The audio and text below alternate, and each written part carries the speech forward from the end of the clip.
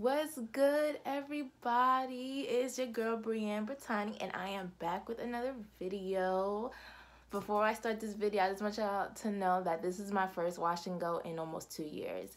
So, like, I'm so used to doing hairstyles, so let me know what you guys think of it. I'm not used to my hair being, like, big and, like just big. Like, I'm so used to my hair just being pulled back in a ponytail or like just different styles. I like to do different styles. I'm not used to wash and goes, but it's really convenient and easy because all I gotta do is wash my hair and literally go, put some gel in it. But let me know how you guys like it. So as you can tell from the title, I am going to be talking about the time when the security guards at the hospital came in, invaded my privacy, and went through my things. So this happened. Oh, and by the way, this particular instance is what made me want to be an advocate for sickle cell. This situation right here. So this happened maybe about 2 years ago, I want to say. And this was when I was being seen in Charlotte. I don't know if you're new to my channel. I'm not seen in Charlotte anymore. I go to another hospital now. I travel an hour and a half away just because Charlotte, this particular situation scarred me. Like, I don't even want to go back there. But back to the story. This happened 2 years ago. I was in the hospital for a regular crisis. I think I was there for about probably 2 weeks now. This was like a pretty bad crisis.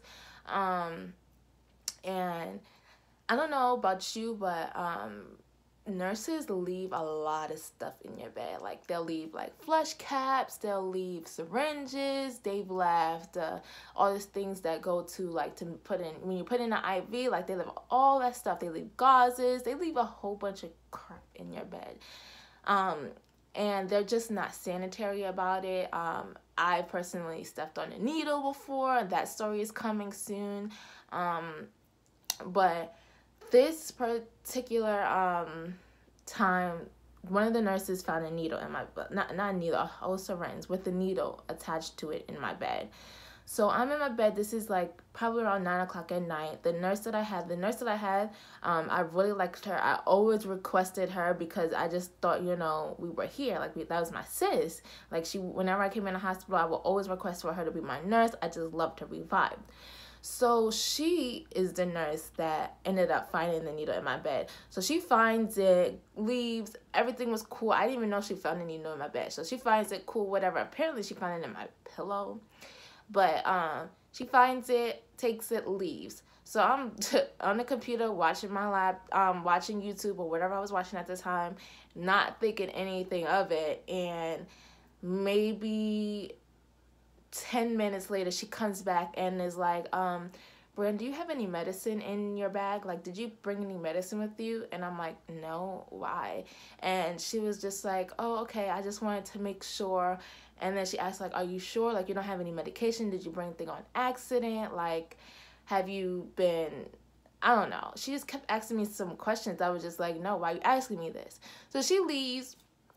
And then, like, maybe 10-15 minutes later, again, she comes back with security. And then she's like, well, Brian, we're going to have to search your stuff. And I'm like, why? And she was like, because we found a needle in your bed. And I'm like, where did this needle even come from? Like, how would I even get access to a needle? I don't have any access to needles and syringes and stuff. The only person that has access to needles and syringes is you. And I'm not going to say her name, but the only person that has access to these things are you. So how would I get it? So she was like, well, can we go through your stuff? So I'm heated at this point because it's like 10 o'clock at night. I just got my medicine. I want to go to bed. I'm in pain, blah. So, and then to make things even worse, the nurse, this was just before a shift change. The charge nurse comes in and was like, oh, I felt something hard on her bed too when I came in there during rounds. And I'm like, girl, you just trying to add fuel to the fire because you didn't feel anything because I don't have anything on my bed. So for one, I'm like, okay, whatever. Y'all could go look through my bag. So they looked through all my stuff. And I say I had like a little suitcase of stuff because I was there for a minute. I had a suitcase of stuff and they're going through my bags, like my personal belongings, going through my underwear, going through, you know, my books. I was at school at the time. They were just going through everything, just emptying everything out. When I say I started to cry, I just felt violated. Like, I just felt like, you know, nobody even believes me. Not even this girl that, you know, I even look up to as a sister, because, you know, I get now that she was doing her job, but it just really hurt me deep down, because you feel like people are invading your privacy, and it just really hurts. So they're going through my stuff. They go through one bag, they don't find nothing. They go through another bag. They're like, oh, here's a pill. But I'm like, that's a vitamin pill. Like, what am I going to do with it? It was just like a vitamin pill that I had in my book bag that I was supposed to take, but I didn't. So it's like, oh, here's a pill. I'm like, that's just a vitamin pill. So they quickly disregarded that, and then they just kept looking through my stuff. They pulled off my sheets. They pulled off my blanket. They emptied out all the pillows.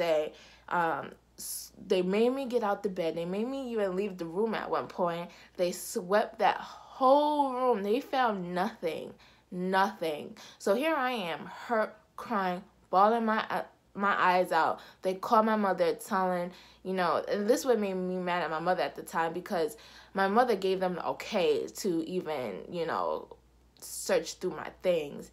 So they searched through my things. They don't find nothing.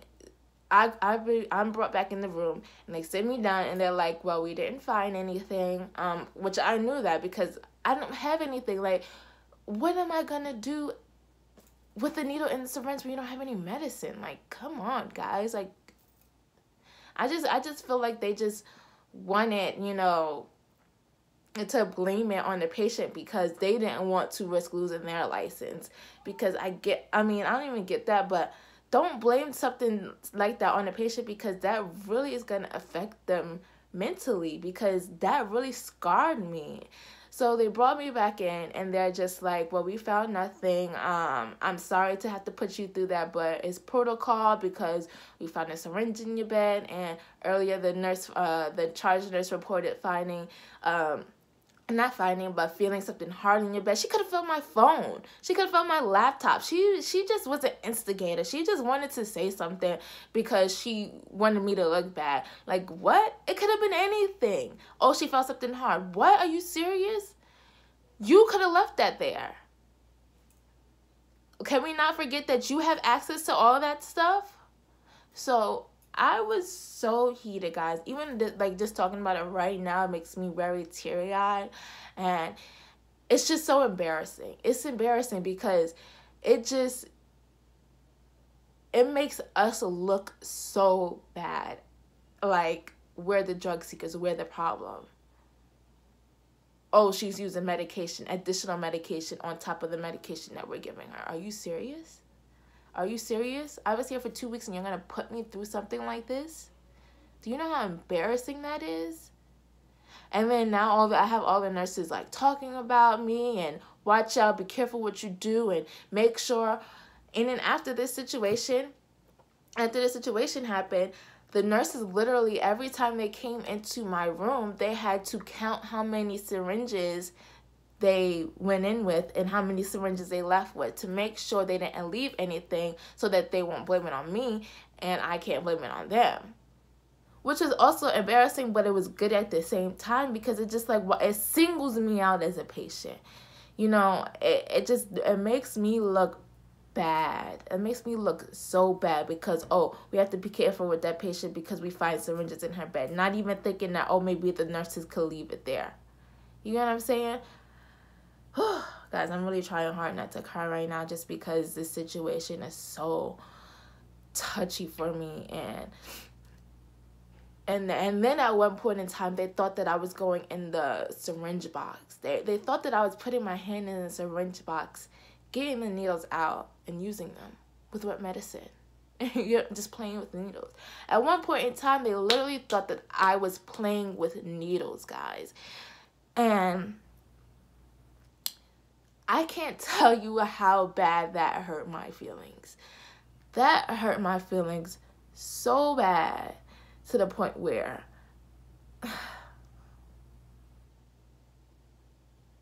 I'm really truly trying not to cry, guys, because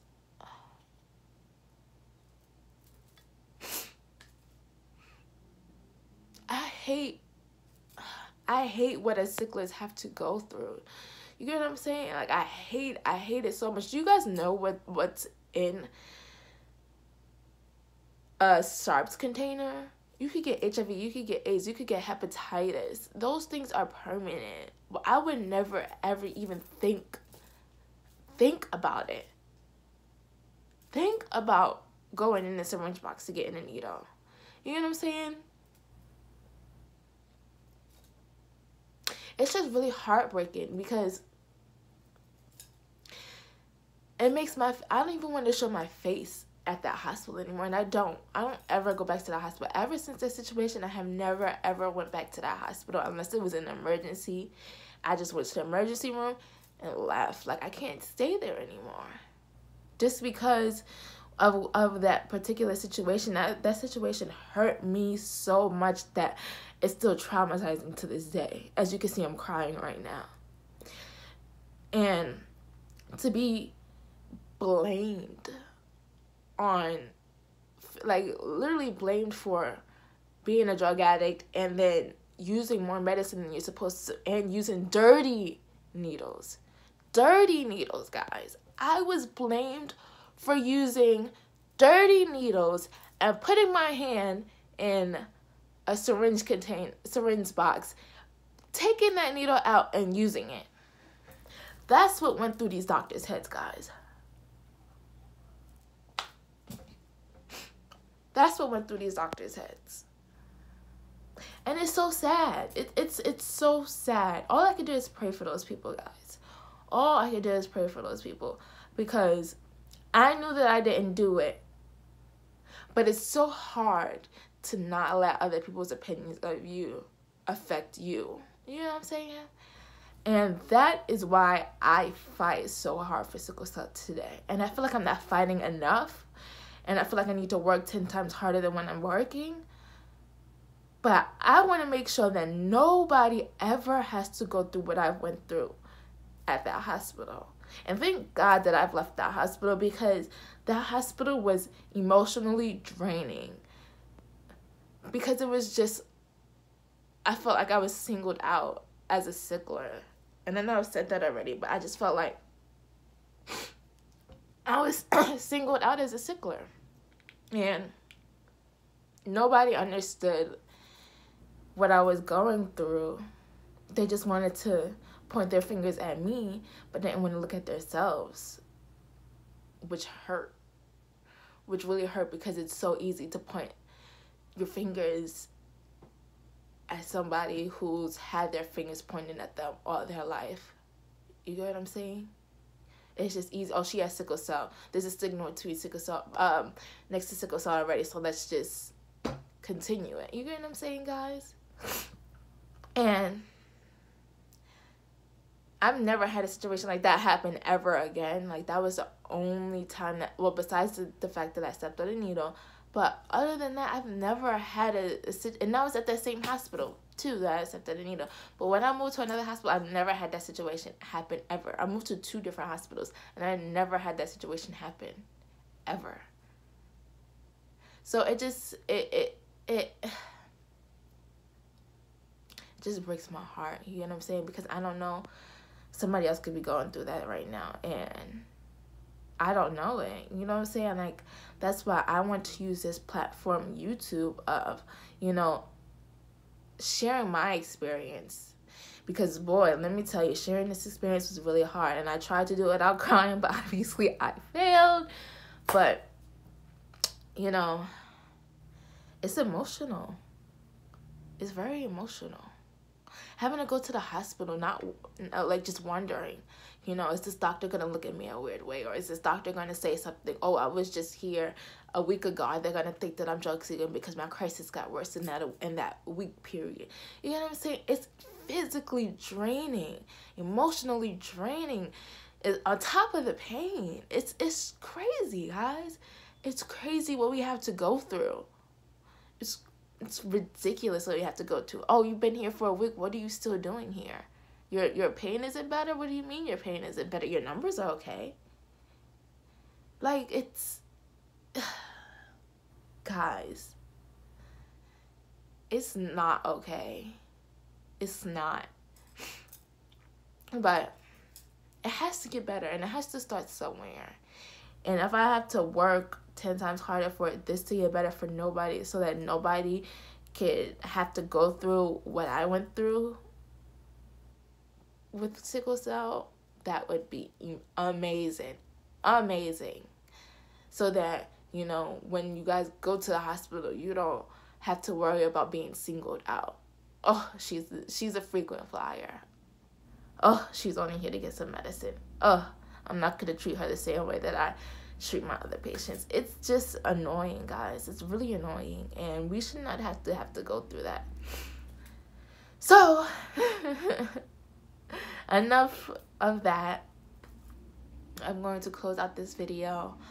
I hope that this video, you know, teach you guys a lesson of the griminess and the humiliation that we sicklers go through on a daily basis when we go to the hospital. Is just, it's not okay. It's not okay.